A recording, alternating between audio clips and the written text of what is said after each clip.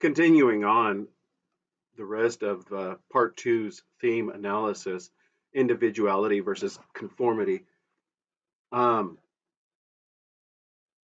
we go into happiness versus truth. Analyze the concept of happiness in the world state versus the painful reality John experiences. Quote, happiness is never grand. Which character said that? And when it was spoken, what was meant by that? Moving on, consumerism and distraction. Look at how consumer culture is used to keep the population complacent. Does this relate to our modern world?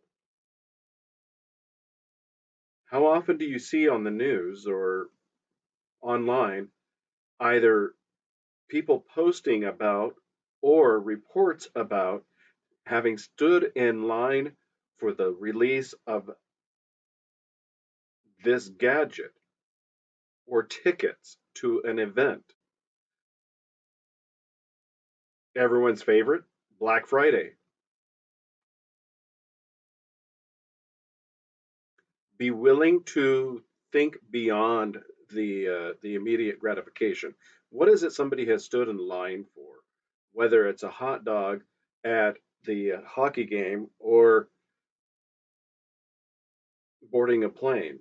What was the motivation behind these things, these consumer pursuits? Was it a consumer pursuit? Is it recreational? Was it professional? Be wary of what it is that you're making the contrast and the analogy. All right, next up will be part three. We've got part three, character analysis. So we have the main character, John the Savage, his role as the outsider, his rejection of the world state's values, and his tragic end.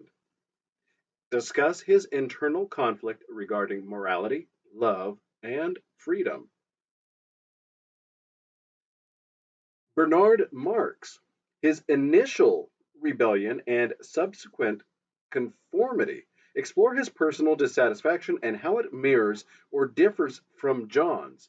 In fact, as a note, go back to the conversations he had with Helmholtz Watson and remember the points where Watson resigned himself to recognizing that Bernard wasn't as kindred a spirit as he was wanting to find in another person. That there was something lacking in him, and we find out what it is near the end of the novel. What it is that's lacking in Bernard. And take it a step further. Think about it in terms of your own life's experiences, and if there's been moments where that temptation has been to be John throwing the soma out the window, to inspire people to rise up against their oppression and to better themselves, or if one experienced a moment where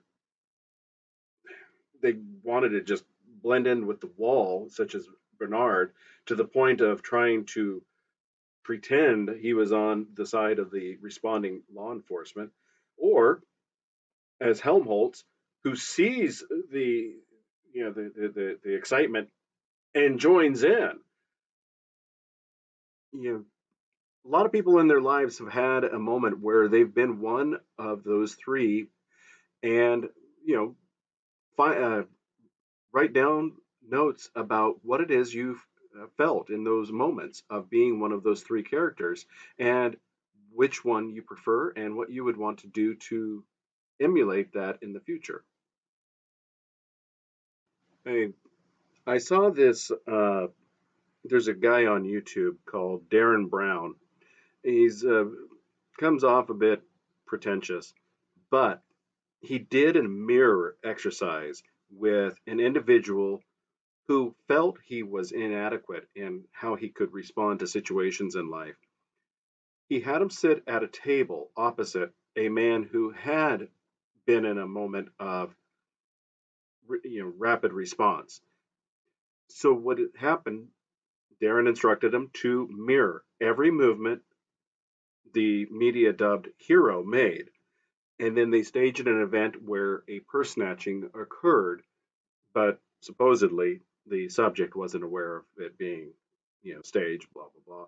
But he sprung into action and did things that he had never considered before. That is more of what I would describe as Helmholtz Watson's character. He sees something, he sprung into action. Even John the Savage saw something that he knew was wrong and not only spoke against it, he attempted to rally against it, and he took a physical action disposing of it through the window. Whereas Bernard, like I said, wanted to blend in with the wall. Uh, but find those moments in your own experience, write them down, and examine it, and how you changed that mental state in what you do in your own life actively to either be the gray man and blend in with society, or to be the the one who says, "Hey, the emperor's got no clothes," or be like Watson and jump right in on it. All right, so going back to it, we've got John the Savage, we've got Bernard Marx, and Mustafa Mond, the world controller's perspective, why he chose stability over truth. Debate on his character's role in the narrative's philosophical questions. Mustafa Mond actually plays a very short but pivotal role in this book.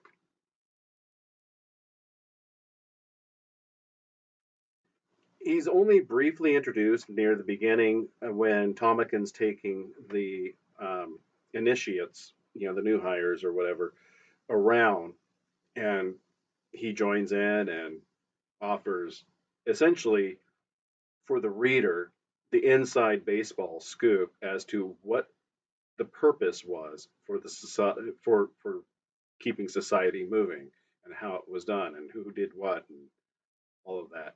And he's only here and there, but obviously he wasn't in New Mexico.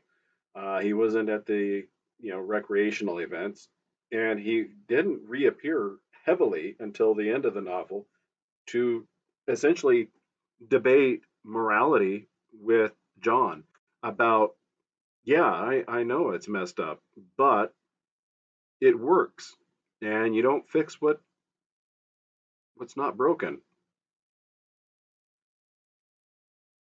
So explore that. Explore Mustafa Mond and his perspective. Do you think he really was that physicist that was truly gifted and turned away from it in order to be essentially the top dog, the one that controlled Europe?